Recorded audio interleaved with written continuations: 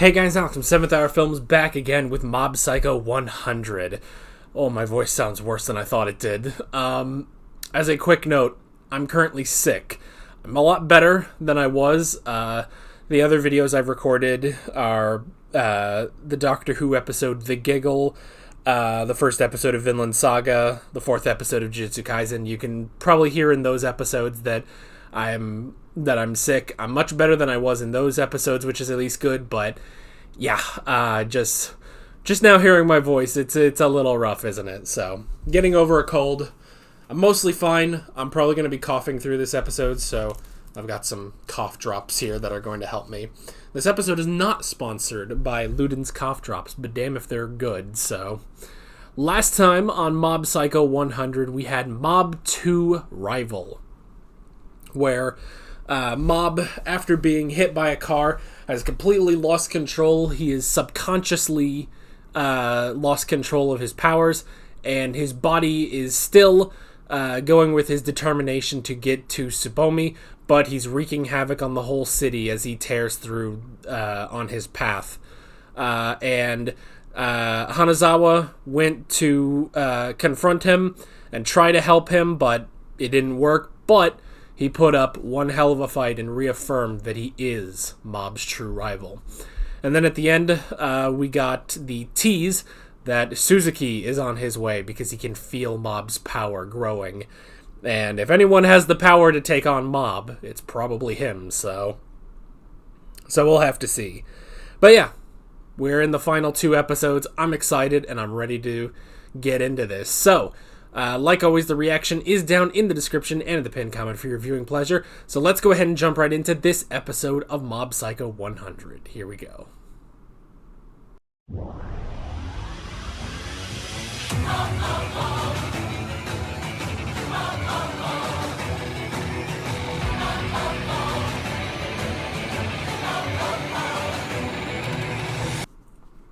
I'm good.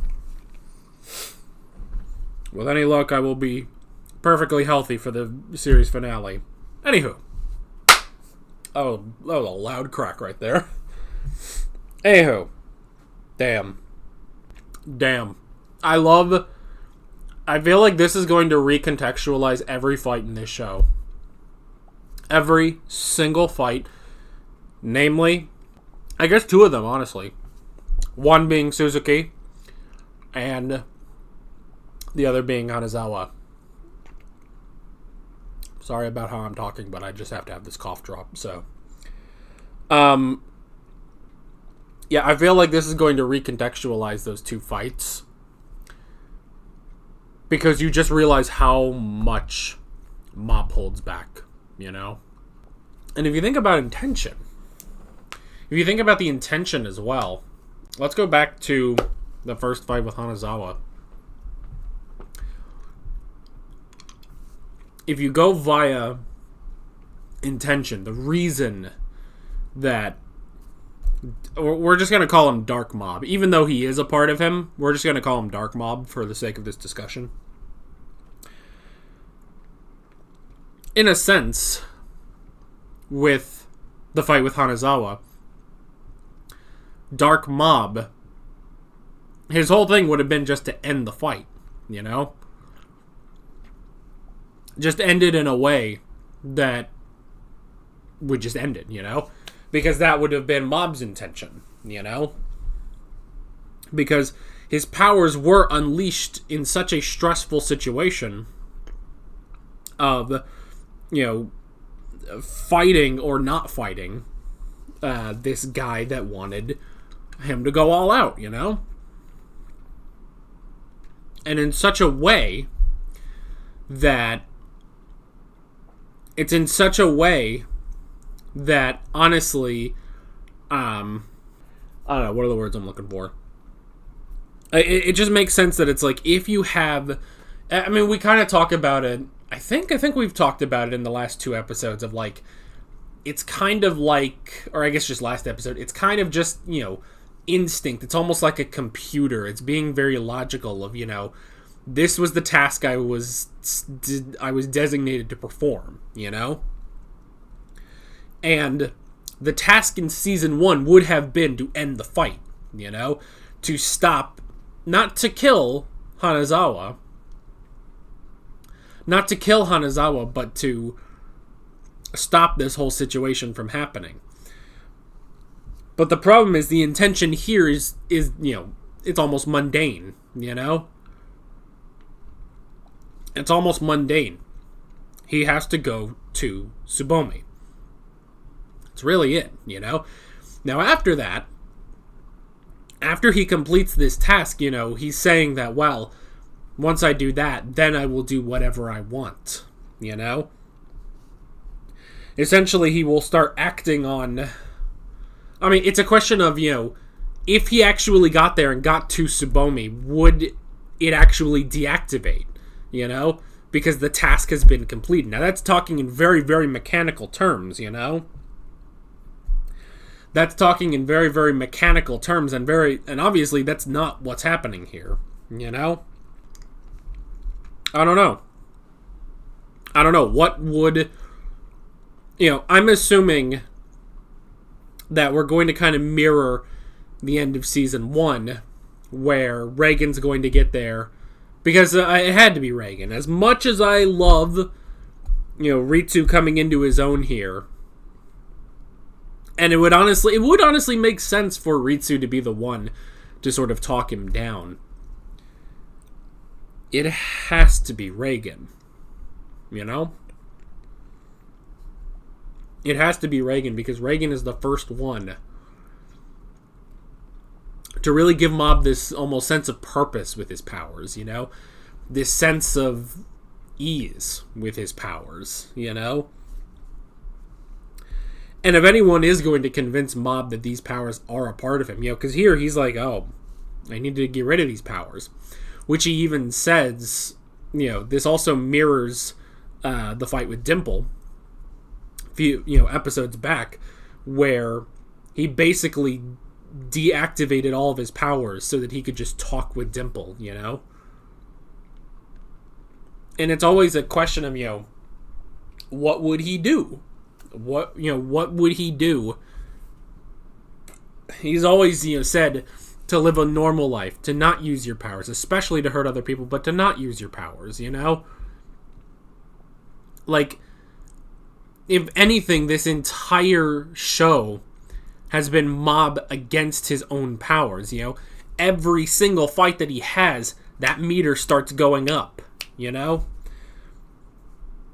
Every single time. That meter keeps going up, And that's the thing, is maybe he needs to accept his powers are part of him. That's what Ritsu's saying. His powers are part of him. This isn't some scary... Even though they kind of show that. But I don't think that's what it actually is, as much as that's what Mob sees in his mind, That's what he thinks it is,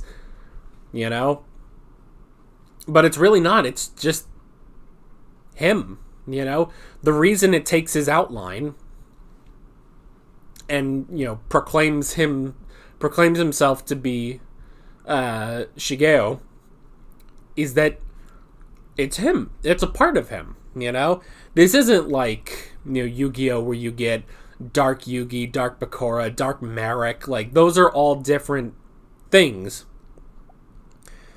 Whereas this is a part of you. This is a part of you, and you need to accept that. Because beforehand, like Ritsu says, before the original incident, he was very open about his emotions, and he was, very open about using his powers, But after that, he basically divided himself from his powers. A thing, he draws on sometimes, but that's about it, And that's a really interesting thing, And again, we talk about... I think last episode we mentioned, like, oh, this is just the ending of Steven Universe, basically, or Steven Universe Future, where it's like, oh, all these crazy emotions take over, and then the main character basically becomes a monster version of himself. Except I feel like this was done way better. I mean, this show is legendary, man. This show is absolutely legendary. is so goddamn good. But yeah, honestly, it feels like that. It feels like Steven Universe Future done right, you know? Yeah. And there goes the cough drop. I know. I should be drinking water. This is leftover from lunch. I do have water. Anyway. But yeah, that's crazy. It's such an interesting thing. I mean, you know, I'm sitting here just having watched the episode. So that is always something I say about reactions is, you know, these are my immediate reactions to watching the show. So, you know, I won't always have the most thought out opinions or thoughts on this. But man, I could see with this episode, it's like, man, this is something I would love to think back on multiple times, and I will. I'll think back on this a lot, and I'll just appreciate it more with every passing thought of this episode. Like, this was really damn good. The whole show is like that, you know? It's interesting, you know, when we kind of hype up this rematch between Mob and Suzuki, it really wasn't that big. And I'm okay with that. I'm really okay with that. You know, the bigger fight was Mob versus Teruki. You know, like, that really went crazy. And, you know, there was some stuff in there with Mob and Suzuki, but still, like, that honestly was more just driven by those two characters, by Suzuki and Sho, you know? I love now seeing both of them working together to try to solve this problem. And I like that even though, you know, he's going to do a very noble thing, he's going to sacrifice himself, he's going to try to contain all of Mob's power in the same way that he did for Suzuki, you know? But I love when he realizes, no, I can't do what he did for me because I am not as strong as him. Not, you know, physically or with his powers or anything, but he is not as strong of a person as Mob is, you know? And that is a really interesting thing where he looks and is like, if I do this, I'm going to die. And I'm never going to see my son or my wife again, you know? And I like that moment where he's like, I'm sorry, I'm not like you, you know? But it's a really interesting moment of, you know, not doing the super noble, heroic thing, you know. Like, I like, you know, he's not doing the super heroic, you know, sacrifice, which is normally where we would go on a sort of redemption path. But instead, it's a much better redemption for why he's doing it, you know? Because he can't do it. He's not strong enough. You know, he doesn't have a strong enough will to leave his family, you know? And that's a very interesting thing, you know? In fiction, it would just be, you know, the villain sacrifices himself for the hero, and that's their redemption, and now they're dead, and their redemption is done, you know? But I like here that it's like, no. He can't do it. He's not strong enough to do it, you know? He's not strong enough willed to do it.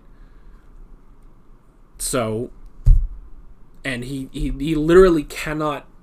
He can't do it. His character will not allow him to do it. But that in and of itself is a redemption, you know? I hope that makes sense, but that's such an interesting twist on the villain's sacrifice redemption, you know? Instead of either going with the sacrifice and, you know, just dying. You know, you redeemed and you died. You know, so I guess sort of the Vader sacrifice, you know, which is fine. Obviously, it works for Vader. You know, that was a really good story. Or you know, they fall back on, like, no, I'm just going to be a villain and stuff, and the redemption is destroyed. Like, I like this, where it's just a different kind of redemption, you know? Like, no, he is redeemed. He is a better man than he was, you know, last season. But he acknowledges, you know, he still has a lot of work to do to be a truly good person. But that first step is acknowledging and wanting to be with his family that he abandoned for so long, you know? So that was good. And yeah, Ritsu, I love that moment too of Ritsu being like, this is why I always wanted powers. Not for, you know, the frivolity of, oh, I have powers now, but he wanted powers so that he can, for the day when everything would go to hell, you know? But if anything, I guess this episode kind of also shows that, well, Ritsu, you don't need those powers, technically, you know? And I think that's why, you know, even though he wasn't destroyed by Mob, like Hanazawa was, he was, he's not the one to, you know, finish this, to save Mob, technically, you know? Where, you know, he talks about, like, well, we should have talked it through. I wanted to talk it through, and if we could have done that, maybe we would have avoided this day, you know? But now that's going to be left to Reagan, the man who talks, you know? Reagan out here like Saul Goodman, but he's such a better man than Saul Goodman, you know? Reagan definitely is the man who talks, and right now, that's what needs to happen, is a talk. So this was great, and we still have another episode, and I'm excited for it, and hopefully my voice will be better by next episode. But that is basically it. With all of that being said, I'm Alex from 7th Hour Films, and I will see you guys next time. Take care. Alright guys, thanks for watching this video. There's a bunch of links on screen if you want to go click around any of those. There's a playlist with all of my Mob Psycho 100 reactions, as well as another video you can go click on if you want. There's also a subscribe button and a Patreon button on screen, as well as other links in the description if you want to go check out any of those. See you guys later.